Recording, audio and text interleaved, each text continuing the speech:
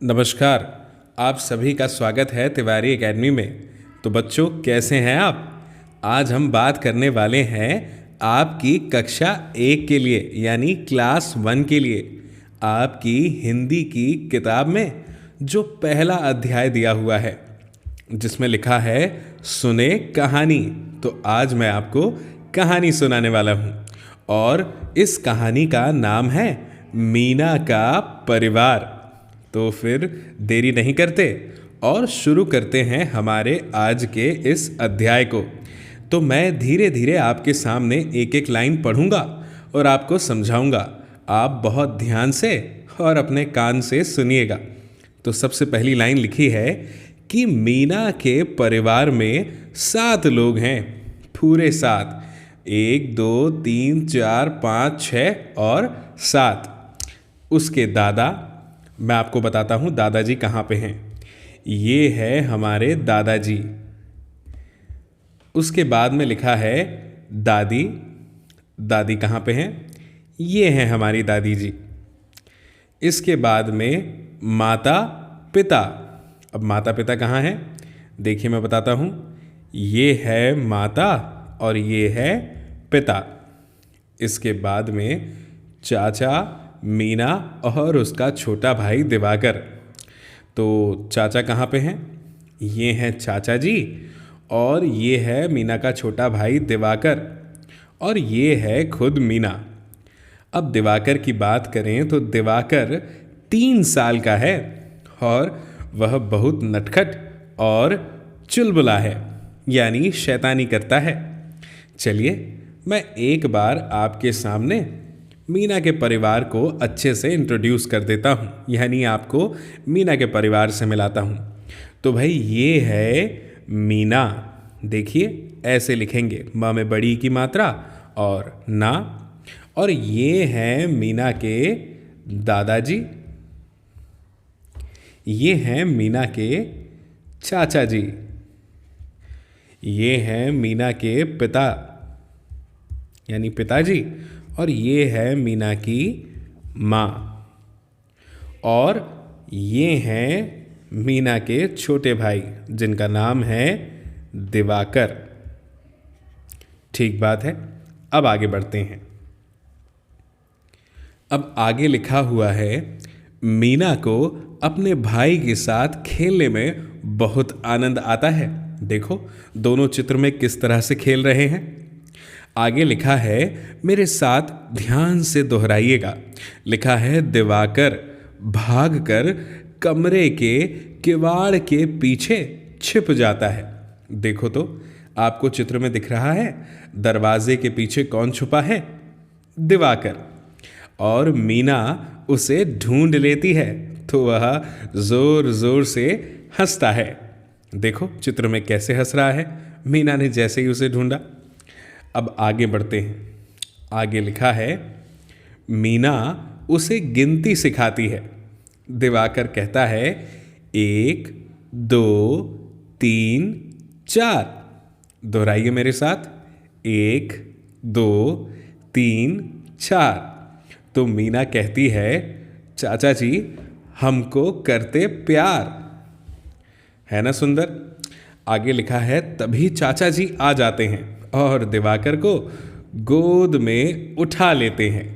देखो चित्र में कैसे दिवाकर के चाचा जी ने उसे गोद में उठा लिया है। अब इस चित्र को ध्यान से देखिए। लिखा है मीना, चाचा जी और दिवाकर बरामदे में जाते हैं जहां दादी और माँ फल काट रही है। चित्र में आपको दादी जी और माँ फल काटते हुए दिखाई दे रहे हैं ना, बीच में बैठे हुए हैं। आगे लिखा है मीना के पिता और दादाजी गमलों में पानी दे रहे हैं। देखो तो ये है मीना के दादाजी और ये है मीना के पिताजी। दोनों गमलों में पानी दे रहे हैं। सही कहा ना? ठीक है। थोड़ी देर में माँ सबको फल देती है। सब लोग मिलजुल कर खुशी से फल खाते हैं और आपस में बातें करते हैं, बातें करते जाते हैं। कितना प्यार भरा है मीना का परिवार। ठीक है ना। तो ये लिखा है हमारे लिए मालती देवी ने। कैसा लिखा है भाई, मज़ा आ गया। देखिए, मीना की माँ ने सभी को फल दे दिए हैं, सभी के हाथ में फल हैं और सभी फल पाकर के बहुत प्रसन्न हैं, खुश हैं। अब आगे बढ़ते हैं। लिखा है बातचीत के लिए, ये लिखा है बातचीत के लिए। तो चलिए बातचीत करते हैं। सबसे पहला प्रश्न हमारे सामने दिया है, क्या है, इस कहानी में कौन कौन है।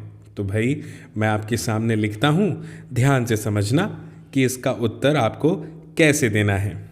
आपको लिखना पड़ेगा बहुत अच्छे और सुंदर अक्षरों में, जैसे मैं लिख रहा हूँ। इस कहानी में बताइए कौन कौन है। मीना के दादा और दादी। और कौन है, माता और पिता। और कौन है, चाचा और कौन है, उसका यानी मीना का छोटा भाई। क्या नाम है उसका, दिवाकर है। क्या आपको पता है दिवाकर सूरज भगवान का एक नाम है। ठीक है, तो ये हो गया दिवाकर। तो ये हमने प्रश्न का उत्तर दे दिया। अब आगे बढ़ते हैं अगले प्रश्न की ओर।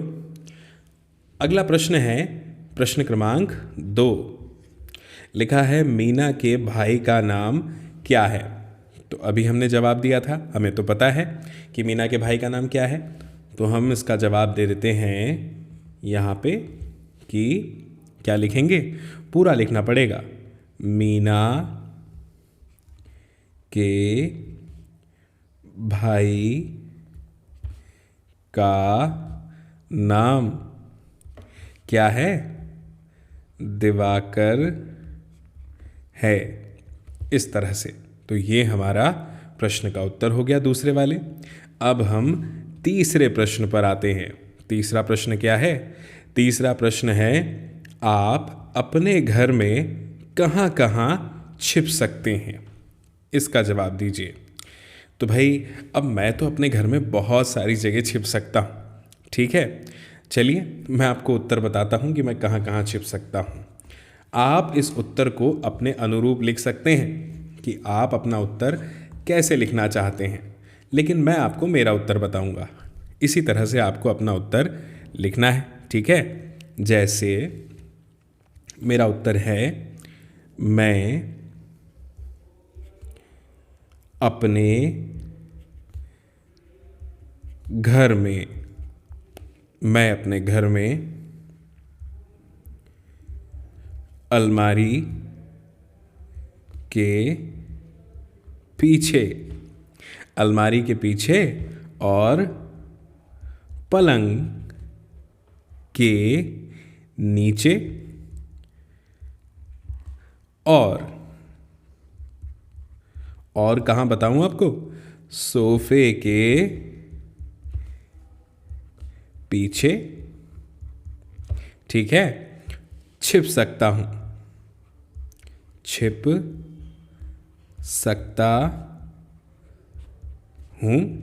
ठीक है ना। मैं कभी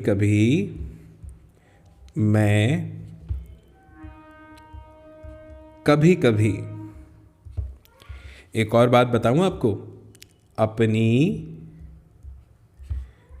दादी के पीछे खड़ा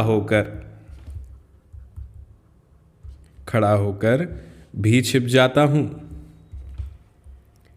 तो इस तरह से आप भी अपना उत्तर लिख सकते हैं जो आपको सही लगे। ठीक है, चलिए अब आगे बढ़ते हैं और देखते हैं प्रश्न क्रमांक 4 हमसे क्या पूछ रहा है। लिखा है 1 2 3 4, चाचा जी हमको करते प्यार। अब चाचा की जगह दादा, नाना, नानी और अपने परिवार के अन्य लोगों के लिए इन पंक्तियों को गाइए। तो ठीक है, मेरे साथ दोहराइए। कैसे गा सकते हैं? 1 2 3 4, बोलिए मेरे साथ। 1 2 3 4। भाई वाह, बहुत अच्छे। अब आगे दोहराइए। दादाजी हमको करते प्यार। दोहराइए। दादाजी हमको करते प्यार। भाई वाह, बहुत अच्छे से रिपीट किया आपने।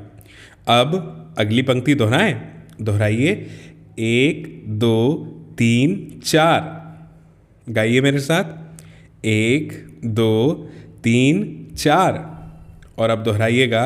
नाना जी हमको करते प्यार। दोहराइए। नाना जी हमको करते प्यार। बहुत अच्छे। अब एक बार अगली पंक्ति मेरे साथ दोहराइए। 1 2 3 4। दोहराइए तो। 1 2 3 4। बहुत बढ़िया। नानी जी हमको करती प्यार। नानी जी हमको करती प्यार। भाई वाह, बहुत अच्छे से आपने मेरे साथ दोहराया। अब आगे बढ़ते हैं। एक शब्दों का खेल हमारे सामने दिया हुआ है। क्या है ये शब्दों का खेल? यहाँ पे लिखा है, इस कहानी में दिवाकर दादाजी और दादी जी हैं। भाई वाह, इस कहानी में दिवाकर है, दादाजी है और दादी जी हैं। आंखें बंद करके इन शब्दों को बोलिए और इनकी पहली ध्वनि बताइए क्या आती है। तो चलिए मेरे साथ आप दोहराइए। दिवाकर का नाम दिया है तो दोहराइए। दिवाकर। दिवाकर, तो पहले सबसे कौन सी ध्वनि निकली? दी। तो मैं यहाँ पे आपके सामने उसको लिख देता हूँ, ठीक है। सबसे पहली ध्वनि को मैं लिखता हूँ दी। फिर दादाजी बोलिए। दादाजी। दादाजी, तो दा पहले आया, पहली ध्वनि क्या आई? दा। देखिए मैंने वो भी लिख दिया आपके सामने। फिर दादी जी, बोलिए। दादी जी, तो पहली ध्वनि क्या आई? दा, तो मैंने वो भी यहाँ पे आपके सामने फिर से लिख दिया। तो इस तरह से आपको समझ में आ रहा है कि ये तीनों के तीनों शब्द जो हैं वो द से शुरू हो रहे हैं, ठीक है। आगे लिखा है, द से शुरू होने वाले कुछ और शब्द बताइए। तो मैं आपके सामने लिख दूं द से शुरू होने वाले शब्द। लीजिए मैं यहीं आपके सामने लिख देता हूं। द से आप लिख सकते हैं दिन। अच्छे से लिख देता हूं, दिन। और आप लिख सकते हैं, पढ़ के बताइए मैं क्या लिख रहा हूं। क्या लिखा मैंने? बिल्कुल सही, दीपावली। और क्या लिखा हूं बताइए जरा मुझे? दुकान। अब ये वाला पढ़िए। क्या लिख दिया मैंने? दिया। बिल्कुल सही। एक शब्द और लिख दीजिए, आदि। आदि का मतलब होता है कि ऐसे और भी कई सारे शब्द हैं जो द से शुरू होते हैं, ठीक है। तो इस तरह से हमने इस प्रश्न का उत्तर दे दिया। अब हम आते हैं प्रश्न क्रमांक 3 पे। क्या लिखा हुआ है? लिखा है, नीचे दिए हुए शब्दों को लिखिए। चलिए ठीक है, अभी लिख देते हैं। जिस तरह से ये दिया हुआ है, हमें कैसे लिखना है इसे, इसके ऊपर लिखना है हमें। तो लिखते हैं, जैसे ये लिखा है, पढ़िए क्या लिखा है ये लिखा है दादा, है ना। अब ये वाला पढ़िएगा जरा।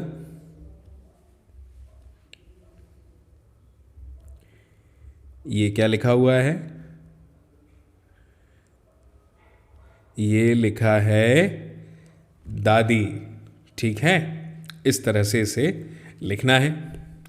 अब आगे लिखा है कि इस कहानी में, देखिए मैं पढ़ता हूँ आपके सामने। प्रश्न क्रमांक 4 लिखा है, इस कहानी में दादा और दादी शब्दों को पहचान कर उन पर घेरा लगाइए। चलिए तो देखिए, ये है हमारी कहानी जिस पे हम आ गए। अब इस पे हमें घेरा लगाना है। तो भाई बहुत ही सरलता से अभी हम यहाँ पे घेरा लगा देंगे जहाँ जहाँ पे दादा और दादी लिखा हुआ है, ठीक है। तो सबसे पहले तो ये लिखा है दादा और ये लिखा है दादी। ठीक है, इसके बाद कहाँ लिखा है? इसके बाद लिखा है ढूंढते हैं ढूंढते हैं ढूंढते हैं और ढूंढते हैं। हाँ, मुझे मिल गया। यहाँ पे ये लिखा है दादी और ये लिखा है दादाजी। ठीक है, यहाँ पे भी हमें मिल गया। तो इस तरह से इस पूरी पाठ में जहाँ पे दादी और दादाजी लिखा था, मैंने गोला आपके सामने हमने लगा दिया। ठीक है, अब आगे बढ़ते हैं और आते हैं प्रश्न क्रमांक 5 पर। क्या लिखा है? यहाँ पे लिखा है यह कहानी मीना के परिवार के बारे में है। नीचे मीना शब्द लिखने का प्रयास कीजिए। तो अब यहाँ पे मीना लिखा है, मैं आपके सामने लिखता हूँ। देखिए कैसे लिखेंगे। पहले लिखेंगे म खली म और फिर म में लगाएंगे बड़ी ई की मात्रा और फिर लिखेंगे न खली न और फिर लिखेंगे न में आ की मात्रा। तो हो जाएगा पूरा। एक साथ पढ़िए, मीना। पढ़िए मेरे साथ, मीना। Very good. एक बार और लिखते हैं, म खली म और म में बड़ी ई की मात्रा, फिर लिखेंगे न और न में आ की मात्रा। तो ये हो जाएगा क्या?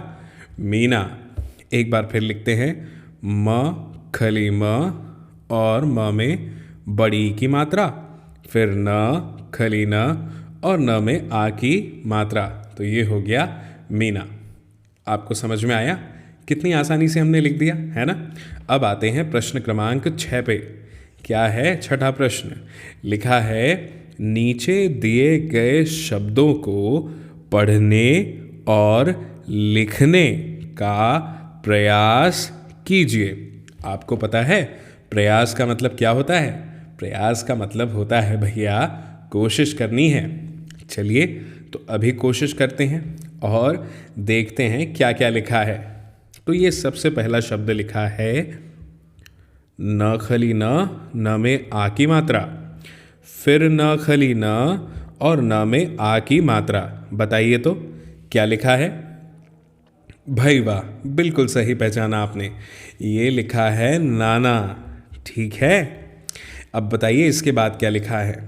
न खली न में आ की मात्रा, फिर न खली न और उसमें बड़ी ई की मात्रा। अब इसे क्या पढ़ेंगे? नानी। बिल्कुल सही। तो ये है नानी। आगे बढ़ते हैं। फिर लिखा है म खली म में आ की मात्रा। एक और बार लिखा है म और उसमें फिर आ की मात्रा। तो ये हो गया मामा। इसके बाद में क्या लिखा है? लिखा है म खली म में आ की मात्रा और फिर म खली म और म में बड़ी ई की मात्रा। अब एक साथ इसे पढ़ें। क्या लिखा है? मामी। आगे बढ़ते हैं। यहाँ पे लिखा है द खली द में आ की मात्रा, फिर लिखा है द खली द, उसमें आ की मात्रा। तो ये क्या हो जाएगा? ये हो जाएगा दादा। बहुत अच्छे। फिर लिखा है द खली द और उसमें आ की मात्रा, फिर लिखा है द खली द, उसमें बड़ी ई की मात्रा। एक साथ पढ़िए, क्या है? दादी। फिर आगे बढ़ते हैं। लिखा है द खली द, उसमें बड़ी ई की मात्रा, फिर लिखा है द खली द, उसमें बड़ी ई की मात्रा। एक साथ पढ़िए, हो जाएगा दीदी। फिर क्या लिखा है? म खली म, उसमें आ की मात्रा और ऊपर लगी है ये बिंदी, चांद की तरह है ना, इसलिए इसे कहते हैं चंद्र बिंदी। तो ये हो गया माँ। तो क्या क्या लिखा गया? नाना, नानी, मामा, मामी, दादा, दादी, दीदी और माँ। इस तरह से हमने ये सारे शब्द यहाँ पे पूरे कर दिए। ठीक है, अब आगे बढ़ते हैं और आगे बढ़ते हुए बात करते हैं अगले प्रश्न की, जो है प्रश्न क्रमांक 7। क्या दिया है? प्रश्न क्रमांक 7 लिखा है नीचे दिए गए चित्रों के नाम बताइए और पढ़िए। ठीक है भाई, अभी पढ़ देते हैं। अब यहाँ पे लिखा है सबसे पहले नीम। ये चित्र आप देख रहे हैं, ये नीम का है। आपको एक बात बताऊं, नीम जो है ना एक औषधीय वृक्ष है। कई बार बीमारी में, तकलीफ में, पीड़ा में नीम की पत्तियां काम आ जाती हैं। इसका उपयोग जो है बहुत सी दवाइयों में किया जाता है और हम जो हैं इसकी दातून भी करते हैं, यानी इसकी लकड़ी से ब्रश भी करते हैं ताकि हमारे जो दांत हैं वो मजबूत रहें और स्वस्थ रहें। इसके बाद में ये चित्र तो आपने पहचान ही लिया होगा, मुझे मालूम है। ये लिखा है क्या? नदी। क्या है ये? नदी। आपको तो नदी के बारे में पता ही होगा। नदी जो है वो जल के मुख्य स्रोतों में से एक है। स्रोत मतलब जिससे हमें जल प्राप्त होता हो, वो जल का स्रोत। तो स्रोत मतलब होता है साधन। तो जल हमें कहाँ से प्राप्त होता है? नदी से। और आपको पता है बच्चों कि नदी के जल से हमें पीने के लिए और खेतों को सींचने के लिए पानी मिलता है।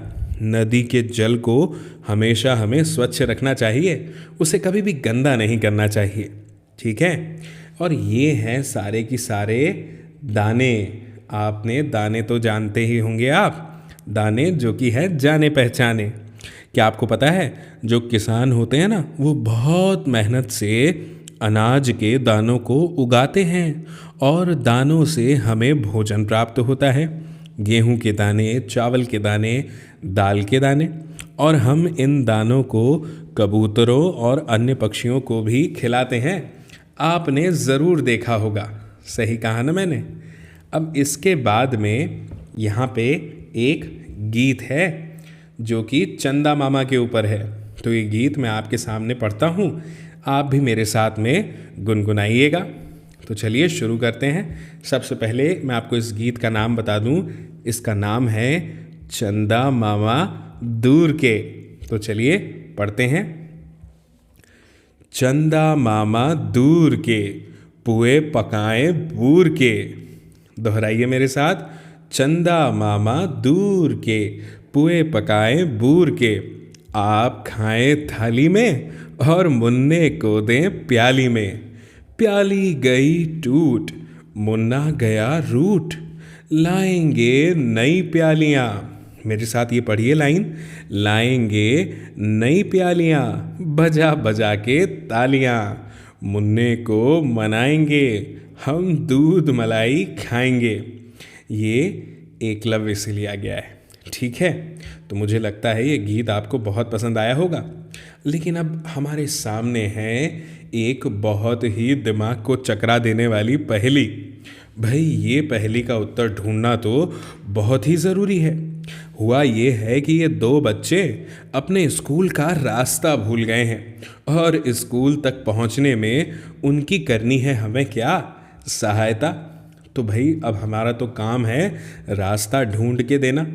तो क्यों ना हम इन बच्चों को सही रास्ता दिखा दें ताकि ये बच्चे अपने स्कूल तक चले जाएं, क्योंकि स्कूल जाना तो बहुत ज़रूरी होता है।